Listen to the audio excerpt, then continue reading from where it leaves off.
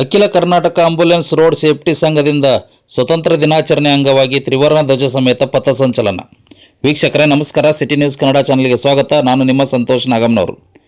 ವೀಕ್ಷಕರೇ, ಅಖಿಲ Karnataka ambulance sport safety ಸಂಘದ ಹುಬ್ಬಳ್ಳಿ ಧಾರವಾಡ ಜಿಲ್ಲಾ ಘಟಕದ ವತಿಯಿಂದ ಸ್ವತಂತ್ರ ದಿನಾಚರಣೆ ಅಂಗವಾಗಿ ಬೆಳಗ್ಗೆ 10 ಗಂಟೆಯಿಂದ ಮಧ್ಯಾಹ್ನ 2 ಗಂಟೆಯವರೆಗೆ ಹುಬ್ಬಳ್ಳಿ ನಗರದ ಕೆಎಂಸಿ ಆಸ್ಪತ್ರೆಯ ಮುಂಭಾಗ ಮಹಾತ್ಮ ಗಾಂಧೀಜಿ ಮೂರ್ತಿಯಿಂದ ರೈಲ್ವೆ ನಿಲ್ದಾಣದ ಬಾಬಾ ಸಾಹೇಬ್ ಅಂಬೇಡ್ಕರ್ ಮೂರ್ತಿಯವರೆಗೆ ಹಾಗೂ ಅಲ್ಲಿಂದ ಮರಳಿ ಕಿಮ್ಸ್ ಆಸ್ಪತ್ರೆಗೆ ಆವರಣಕ್ಕೆ ಆಂಬ್ಯುಲೆನ್ಸ್ ಚಾಲಕರು ಹಾಗೂ ಮಾಲೀಕರು ಆಂಬ್ಯುಲೆನ್ಸ್ ವಾಹನಗಳೊಂದಿಗೆ ತ್ರಿವರ್ಣ ಧ್ವಜದ ಸಮೇತವಾಗಿ ಪಥಸಂಚಲನ ಮಾಡಿ ಯಶಸ್ವಿಗೊಳಿಸಿದರು.